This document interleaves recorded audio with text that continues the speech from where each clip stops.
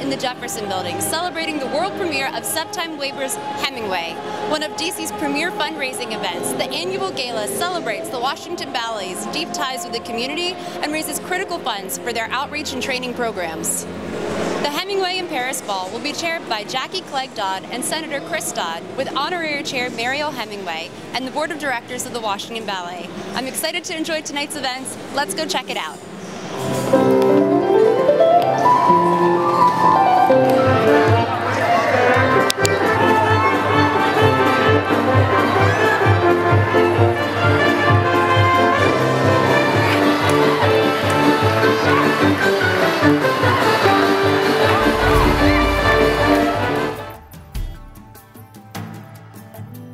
I'm here with Senator Chris Dodd and Jackie Dodd. How did you all first get involved with the Washington Ballet? Well, the story started when our two little ones started taking ballet, and they take over at the Arc, not at the traditional campus up on Wisconsin Avenue, because we live on Capitol Hill. The Arc is closer. And we went over to the Arc and opened up to a magical world that we didn't know existed. So that's how we started. And how old are your two daughters? Well, I wanted to say 7. She just turned 8. 8 and 11. It's hard to get used to. 8 and 11. And Senator Dodd, how about you? How did you first get involved with the Washington Ballet? Well, you just heard the reason why. I mean, these two young children and their mother, who had the good sense to decide that a ballet would be a good discipline for them. I don't think we really appreciate, most kids don't go on. I mean, they spend a few years doing this. Some obviously continue, but the majority probably it's a few years. But learning the discipline, I can tell you with the Washington Ballet at the Arc, practices start at 5:45. If you show up at 5:46, you don't get to practice. I mean, there's a discipline not only when you're there, but the expectations of how you'll participate. Obviously developing your center core, center balance, posture, all of these physical attributes, as well as the discipline of being a part of a very disciplined art form. And so we thought it was a wonderful thing for our two daughters to be involved in. And then to watch, and this is really where it took off for me, to realize, you know, historically this is the kind of thing that would be available for children who had some means. Their families did that could afford private ballet lessons. But for the vast majority of children, particularly in this city, the idea of having an opportunity to get ballet lessons was about as remote as you could possibly imagine. And so the Washington Ballet took on this challenge to provide ballet opportunities for all public school children in the city of Washington. And the Arc is one of these wonderful places where children in the Anacostia region, the Capitol Hill region, get to go and perform and practice and then participate. When you go to the Kennedy Center and watch Carousel, you watch The Great Gatsby, when you go to see The Sun Also Rises, the majority of these young children will all have come from the city of Washington public schools participating at the Kennedy Center. How good is that? That's incredible. Now, do either of you know how many children the program has helped since its inception? No, but I know it's hundreds and hundreds, because they're in 8 public schools over in Ward 8. We want to expand it as well, because there are many schools where they've completely cut out all of the arts funding. While they're studying for tests and things, that it's one of the first things that gets cut. So we would like to be able to expand it. I do know something that's happened that's just magical. The schools are now asking that their performances take place on the same day as parent-teacher conferences, because so many of the parents come to see these children, and if they've taken the time off to see the children dance, they'll also get their parent-teacher conference at the same time. So it's helping children in many, many ways. That's quite the wonderful idea, and I know there have been studies linking the arts with mathematics skills, something that I know children in Rhythm, the US. musicality, exactly. All of the things you need for dance. Exactly. And then just, I think, the self-esteem that comes out of being able to carry yourself with confidence as well. And they're serious. They don't put up with bad language. They don't put up with goofing around. They don't put up with back talk. Anything that goes on in there is done with rigor, discipline, and beauty. So it's pretty nice. Now, Senator Dodd, what are the goals of tonight's event? I'm sorry? What is the goal of tonight's event? Well, you know, the goal was to celebrate, and here we're celebrating saying thank you. This is not a fundraiser. We've asked people to contribute, and they have, and the people here tonight are people who've made the contributions. So we're not conducting a fundraiser at the Library of Congress, but really an expression of gratitude to those companies, individuals who've been so supportive of this program in the city of Washington. And I'm told, and I've never been involved in this before, for 38 years I raised money for myself as a candidate, which I dreaded. I hated doing it. It was the worst part of being involved in public life. So I had such great joy this year of calling people and asking them for a contribution. Several people I called were convinced I was calling to raise money for myself. They didn't know that I had left public life. So I could hear this kind of cold voice on the phone. And when I finally said, look, I'm raising money for the ballet, oh, I'm delighted. I'm happy to hear that. So they did very well. I'm told by Sylvia and others who track these things over the years that they did very well tonight. But a lot of people helped. Jackie was great, obviously. And I enjoyed calling people and telling them what a great program this was. And it's so much easier to call and ask for support when you're not asking for yourself. So it was easy. Yeah. Certainly understand. Well, thank you both for your time tonight. Enjoy the event. Thank you. Yeah. It's already fun. When you see can-can dancers in the Library of Congress, you can't go wrong.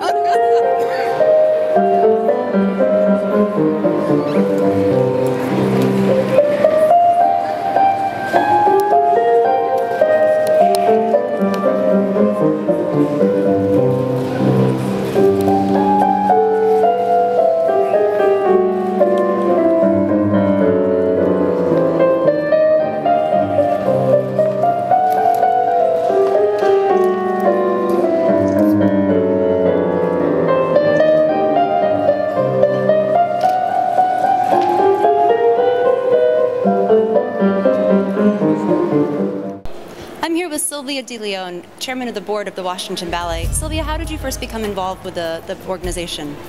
I went to Cuba on a art trip, a cultural mission, and I was a guest of the Washington Ballet, and all the dancers were along, and we were the first American company to perform in Havana on this cultural mission.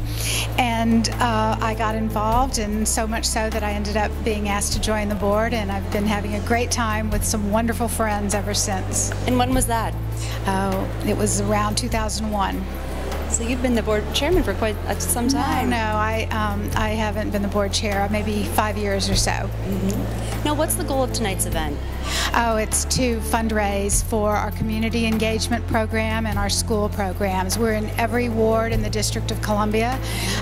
We're in about 7 public schools and a couple of charter schools, and then we have the program you heard about tonight at the ARC in Ward 8. And so we're very committed to community engagement, and that's the main purpose of this event.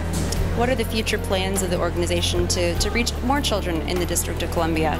Absolutely. You know, it's a challenge with budget cuts across the country on the federal level and the local level, so we have to make up that difference with special events and with some very generous donors. But our goal is to expand our efforts throughout the city and to reach a lot of children who want to go to ballet, be it students at all of our 3 campuses. We're in Northwest on Wisconsin, we're in Ward 8 on Mississippi Avenue, and we're also in Alexandria at the Athenaeum. Mm-hmm. And then, of course, there's our beloved performing company, and we do about 5 big productions a year, and we perform at the Kennedy Center and the Warner and the Harmon. Mm-hmm. I'm here with some of the dancers of the Washington Ballet. Could you please tell us your name?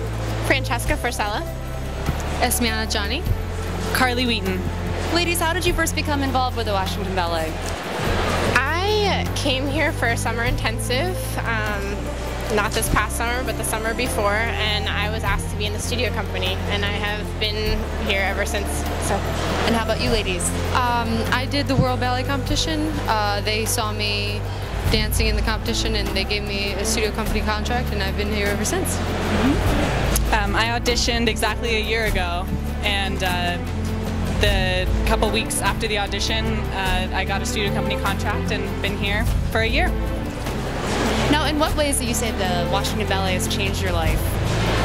In many ways. I got a chance to work with an amazing company, got to feel the way, like being in the Kennedy Center, it was amazing. I didn't get to do any of those stuff when I was in my little studio, which I love.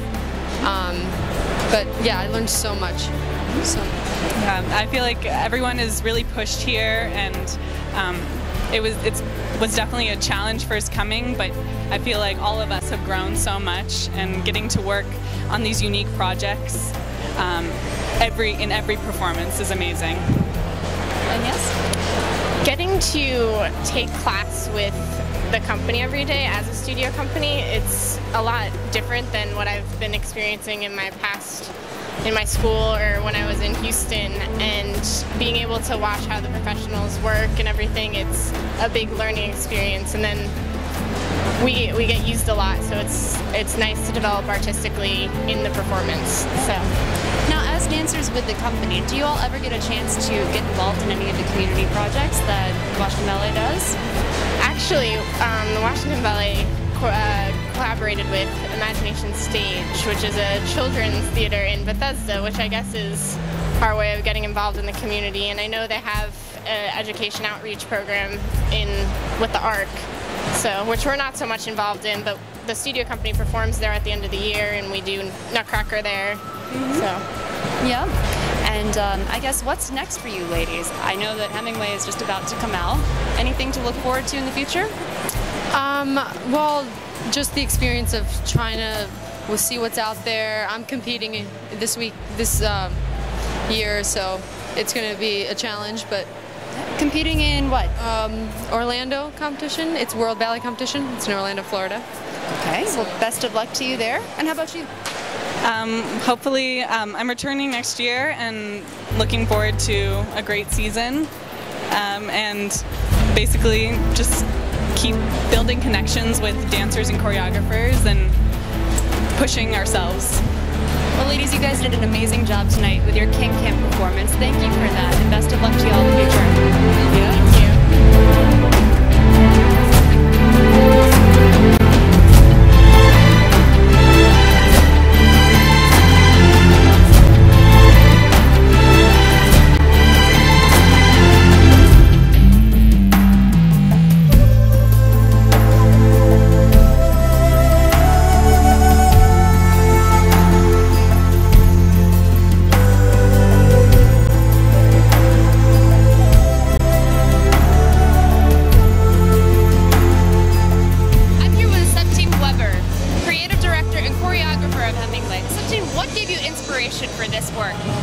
Well, Hemingway's one of the great American authors, and his presence loomed large for me in my childhood.